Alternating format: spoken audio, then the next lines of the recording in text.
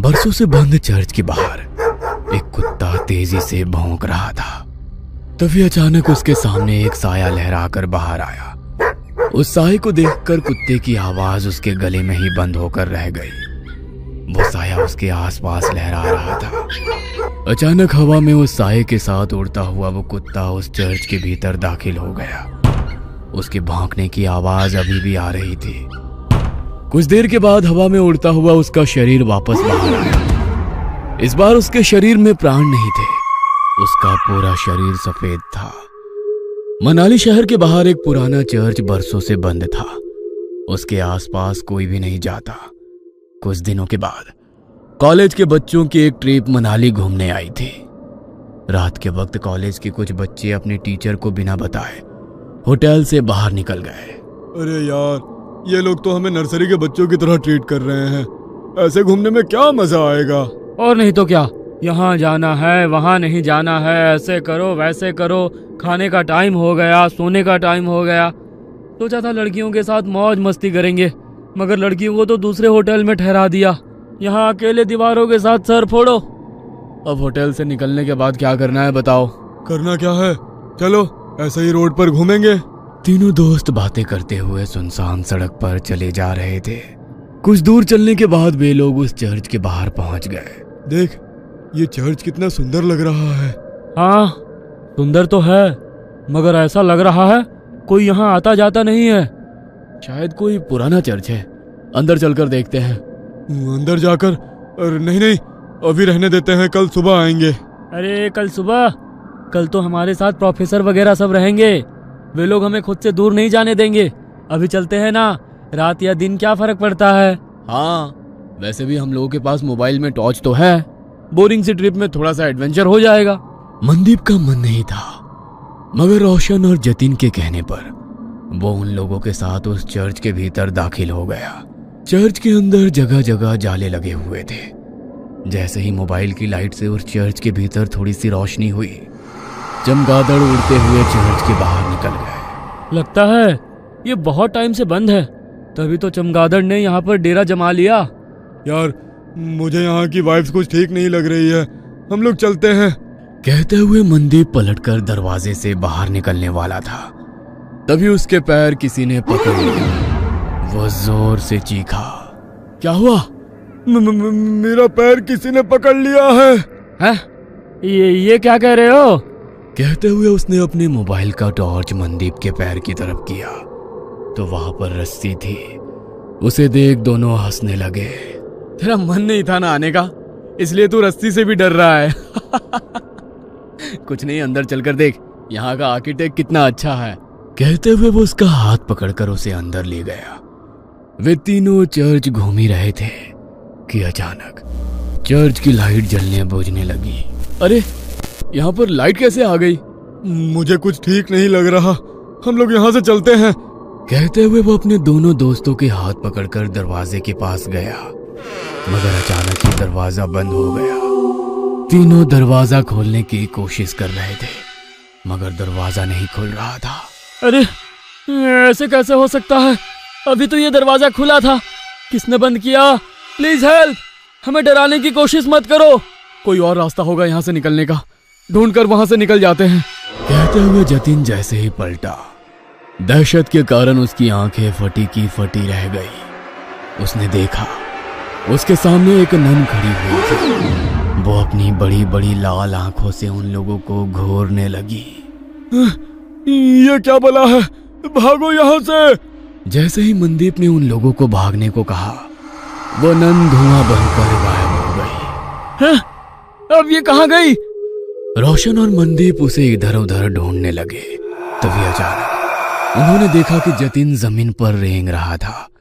उसकी आंखें नन की तरह ही लाल थी, चेहरा पूरा सफेद और हाथ पैरों की चमड़ी जली हुई। उसे देखकर वे दोनों डर गए और चीखते हुए वहां से बाहर निकलने की कोशिश कर रहे थे, मगर उन्हें चर्च से बाहर निकलने का कोई रास्ता नजर नहीं आ रहा था। दोनों डरकर एक कोने में खड़े थे। जतिन तेजी से छिपकली की तरह रेंगता हुआ उनकी तरफ बढ़ा और उन लोगों को देख अपनी जीभ लपलपाता रहा। कभी जतिन का चेहरा नजर आता तो कभी उस नन का। हमने तुम्हारा क्या बिगाड़ा है? छोड़ दो हमारे दोस्त को, हमें यहाँ से जाने दो प्लीज, हमें यहाँ से जाने दो, हम कभी यहाँ नहीं आएंगे। कहते हुए मनदीप ने उस नन के आगे हाथ जोड़ लिए। नन उसे देख मुस्कुराने लगी। उस नन ने मनदीप का हाथ पकड़कर उसे अपनी ओर खींचने की कोशिश करी, मगर मनदीप के हाथ में गुरुद्वारे का पवित्र कड़ा था। उसे छूते ही नन को तेज झटका लगा और वो जमीन पर गिर गई और वो नन धुआं बनकर जतिन के शरीर से बाहर निकल गई। जतिन बेहोश जमीन पर पड़ा था। रोशन उसको होश में लाने की कोशिश करने लगा। जतिन जल्दी उठ जा, हमें यहाँ से निकलना होगा। जतिन प्लीज उठ जा। तुम लोगों को क्या लगता है कि तुम लोग इससे बच सकते हो? नहीं, तुम लोग अब उसके शिकार हो, यहां से बचकर नहीं जा सकते हो। वैसे भी यहां कोई नहीं आता। यहां गलती से कोई जानवर भी आ जाता है तो वो उसे नहीं छोड़ती। फिर तुम लोग तो इंसान हो, तुम लोगों का मरना तय है। मगर ना जाने क्यों मुझे आज ऐसा लग रहा है कुछ अलग होने वाला है। फादर कुछ और कह पाते, उसके पहले ही उसने रोशन का गला पकड़ लिया। उसकी सांसें घूटने लगी। वो कातर नजरों से मनदीप की तरफ देखकर चिल्लाकर बोला, मनदीप चले जाओ यहाँ से, भागो। तुम्हारे पास गुरुद्वारे की पवित्र शक्ति है, ये तुम्हें कुछ नहीं कर सकती है। भाग जाओ। मैं तुमको छोड़कर कहीं नहीं जाऊंगा। मैं कह रहा हूँ ना, तुम चले जाओ यहाँ से, चले जाओ। रोशन बार बार उसे जाने के लिए कह रहा था, मगर नन की पकड़ उसके गले पर तेज हो गई। उसके नाखूनों से उसके गले में गड्ढा हो गया। गले से बहते हुए खून को वो नन जीभ लंबी कर कर चाटने लगी। रोशन छटपटा रहा था। मनदीप को समझ में नहीं आ रहा था कि वो क्या करे। एक और वो नन तो दूसरी तरफ उसके दोस्त। तभी उसके दिमाग में एक विचार आया। उसने अपने हाथ का कड़ा निकाला और एक हाथ में कड़ा और दूसरे हाथ में कृपाण ले वो जोर से बोला, वाहे जी का खालसा, वाहे जी की फतेह, जो बोले सो निहाल, सत श्री अकाल। मनदीप ने वो कड़ा नन के हाथों में डाला और सीने में कृपाण डाली। वो नन छटपटाने लगी। उसने रोशन की गर्दन छोड़ दी। हवा में लहरा रहा रोशन जमीन पर गिर गया। उस नन के सीने से काला गाढ़ा सा अजीब पदार्थ बह रहा था। जतिन अभी तक बेहोश था। मनदीप को मदद चाहिए थी, मगर उसके पास मदद के लिए कोई नहीं था। उसकी नजर यीशु की मूर्ति पर पड़ी। हे यीशु, मुझे तेरी प्रार्थना नहीं आती है, मगर तेरे घर में शैतान तेरे बंदों पर कैसे हावी हो सकता है? हमारी मदद करो। कहते हुए उसकी आंखों में आंसू आ गए। तभी एक चमत्कार हुआ और बरसों से बंद वो चर्च अचानक से रोशन हो गया। फादर ने दो नन को बुलाया। नन ने घायल रोशन और जतिन का इलाज शुरू किया। फिर फादर ने जैसे ही उस घायल नन की ओर देखा, होली वाटर डाल उसकी मुक्ति की प्रेयर करने लगे। देखते ही देखते वो नन की आत्मा यीशु की मूर्ति में समाहित हो गई। आज तुम्हारे साहस और सूझबूझ से बरसों से भटकती उस नन की आत्मा को मुक्ति मिल गई। God bless you my child. तुम्हारे दोस्त अब ठीक हैं। कल सुबह तक उन लोगों को कुछ भी याद नहीं रहेगा।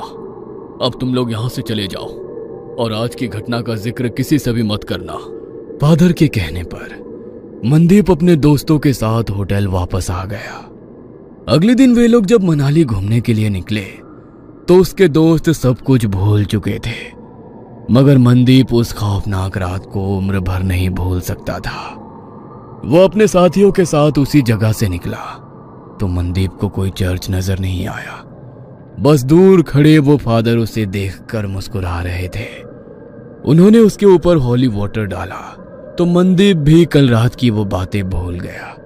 मगर मनाली के लोग उन लोगों को कभी भूल नहीं सकते हैं, क्योंकि उनके कारण ही तो उन्हें इविल नन से छुटकारा मिला था। ये कहानी आपको अच्छी लगी हो तो हमें सब्सक्राइब करें, हमारा इंस्टाग्राम और फेसबुक पेज जरूर फॉलो करें। और हाँ दोस्तों, सब्सक्राइब करना भूलना मत।